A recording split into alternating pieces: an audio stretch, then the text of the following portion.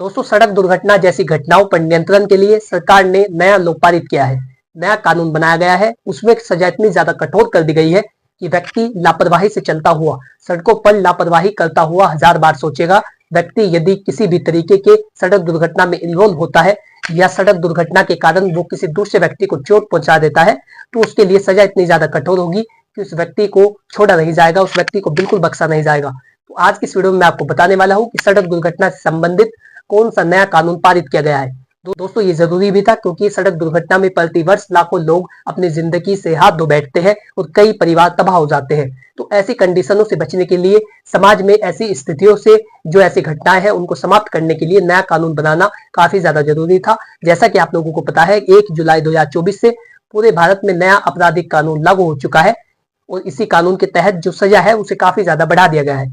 चलिए बिना किसी देरी के वीडियो शुरू करते हैं। मेरा आपसे अनुरोध है कि यदि आप चैनल पर पहली बार आए हैं तो आज ही चैनल को सब्सक्राइब कर ले, ताकि इसी प्रकार के लीगल नॉलेज, कानूनी जानकारी, विधिक परामर्श और आपके अधिकार आप तक पहुंच सके। चलिए बिना किसी देरी के वीडियो शुरू करते हैं। नमस्कार दोस्तों, मैं स्मित कुमार आप सभी का हमारे यूट्यूब चैनल कानूनी बातें में स्वागत करता हूँ। दोस्तों, जैसा कि आपको पता है, 1 जुलाई 2024 से पूरे भारत में नया आपराधिक कानून लागू हो चुका है। जो क्रिमिनल लॉ है वो पूरी तरीके से चेंज हो चुका है 1 जुलाई 2024 के बाद। मैं आपको बता दूं कि पहले कानून था आईपीसी, इंडियन पेनल कोड, जिसे कहते हैं भारतीय दंड संहिता। किसी व्यक्ति को दंडित करने के लिए जो कानून था उसे कहते हैं आईपीसी, जो 1 जुलाई 2024 से पहले था। इसे चेंज करके बना दिया गया बीएनएस, भारतीय न्याय संहिता। अब जो इस कानून का उद्देश्य है वो व्यक्ति को न्याय दिलाना है। इसी उद्देश्य के साथ नए कानून को पारित किया गया। दूसरा कानून जो 1 जुलाई 2024 से पहले था वो था क्रिमिनल प्रोसीजर कोड, जिसे कहते हैं सीआरपीसी, जिससे कोर्ट की प्रोसीडिंग चलती है। अधिकारी किस तरीके से कार्य करेंगे, कोर्ट की प्रोसीडिंग किस तरीके से चलेगी, उसका निर्धारण पहले किया जाता था सीआरपीसी के तहत, क्रिमिनल प्रोसीजर कोड के तहत। उसे चेंज करके बना दिया गया बीएनएसएस, भारतीय नागरिक सुरक्षा संहिता। इसी तरीके से जो इंडियन एविडेंस एक्ट था उसे बीएस से भारतीय साक्ष्य अधिनियम बना दिया गया। तो ये जो तीनों बड़े कानून है, जो क्रिमिनल लॉ है, ये पूरी तरीके से चेंज हो चुके हैं। मैं आपको बता दूं कि यदि पहले 1 जुलाई 2024 से पहले आप किसी सड़क दुर्घटना में इन्वॉल्व पाए जाते थे, या यदि आपकी गाड़ी से किसी दूसरे व्यक्ति का एक्सीडेंट हो जाता था, उस सामने वाले व्यक्ति की डेथ हो जाती थी, तो ऐसी कंडीशन के अंदर सजा बहुत ही कम थी, 2 साल की सजा थी और वो जमानती अपराध था। उसमें जल्दी से बेल मिल जाती थी और व्यक्ति जो है जमानत देकर के छूट जाता था। लेकिन अब ऐसा नहीं होगा। जो बीएनएस है उसमें सेक्शन 106 के मुताबिक यदि कोई भी व्यक्ति लापरवाही के कारण अपने व्हीकल को इस तरीके से चलाता है जिससे दूसरे व्यक्ति का एक्सीडेंट हो जाता है और उस व्यक्ति की डेथ हो जाती है, और ये व्यक्ति मौके वारदात से भाग जाता है, हिट एंड रन का क्राइम करता है, तो ऐसे व्यक्ति को 10 साल की सजा दी जाएगी और 7 लाख रुपए का जुर्माना तय किया गया है। और यदि कोर्ट चाहे तो दोनों लगा सकती है। तो इस तरीके से इस सजा में इतना ज्यादा बढ़ोतरी कर दी गई है, कई गुना इस सजा को बढ़ा दिया गया है। मैं आपको बता दूं कि यदि आप अपने व्हीकल को लापरवाही से चला रहे हैं और आप सड़क दुर्घटना में इन्वॉल्व हो जाते हैं, आपकी गाड़ी से किसी दूसरे व्यक्ति का एक्सीडेंट हो जाता है और उस एक्सीडेंट में सामने वाले व्यक्ति की डेथ हो जाती है, तो ऐसी कंडीशन के अंदर जो पहले कानून था उसमें सजा थी 2 साल और अब इस सजा को बना दिया गया 10 साल। बीएनएस के सेक्शन 106, भारतीय न्याय संहिता की धारा 106 के मुताबिक उस व्यक्ति को 10 साल के लिए कारावास दिया जाएगा और 7 लाख रुपए का जुर्माना ऐसे व्यक्ति पर लगाया जाएगा। तो यदि आप किसी भी व्हीकल का प्रयोग करते हैं, कार, बाइक, बस, ट्रक, आप किसी भी व्हीकल का प्रयोग करते हैं, आप सड़क पर चलते हैं वाहन को लेकर, तो आपके लिए इस कानून को समझना बहुत ही ज्यादा महत्वपूर्ण है।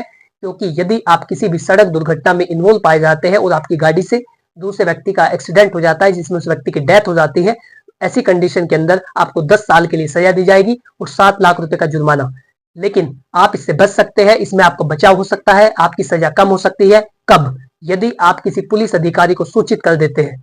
आपकी गाड़ी से एक्सीडेंट हुआ, सामने वाले व्यक्ति की डेथ हो चुकी है, लेकिन आप मौके वारदात से भाग जाते हैं ताकि जो अन्य लोग वहां पर उपस्थित है वो आपकी जान ना ले ले। तो ऐसी कंडीशन के अंदर आप यदि पुलिस अधिकारी को सूचित के बगैर मौके वारदात से भाग जाते हैं, तभी आपको 10 साल की सजा दी जाएगी। लेकिन यदि आप पुलिस अधिकारी को सूचित कर देते हैं कि मेरी गाड़ी से ऐसे एक्सीडेंट हुआ और मैं अपने आप को पुलिस के हवाले करता हूं, तो ऐसी कंडीशन के अंदर आपकी सजा में छूट हो सकती है, आपकी सजा कम हो सकती है। और वहीं दूसरी बात, यदि आप मजिस्ट्रेट साहब के सामने जाकर यही बात बताते हैं तो जब भी आपकी सजा कम हो सकती है।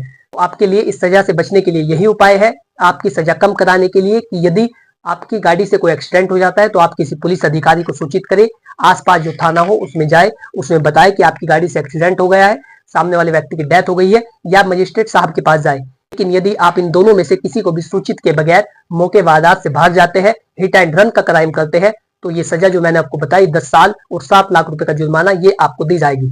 और दूसरा प्रावधान ये किया गया है कि यदि आप अपनी गाड़ी को लापरवाही से चलाते हैं, जिससे ये अंदेशा रहता है या ये एक संभावना रहती है कि दूसरे व्यक्ति को चोट लग सकती है, दूसरे व्यक्ति को क्षति कारित हो सकती है, तो ऐसी कंडीशन के अंदर 6 महीने की सजा दी जाएगी और 1000 रुपए का जुर्माना, और कोर्ट यदि चाहे तो दोनों लगा सकती है।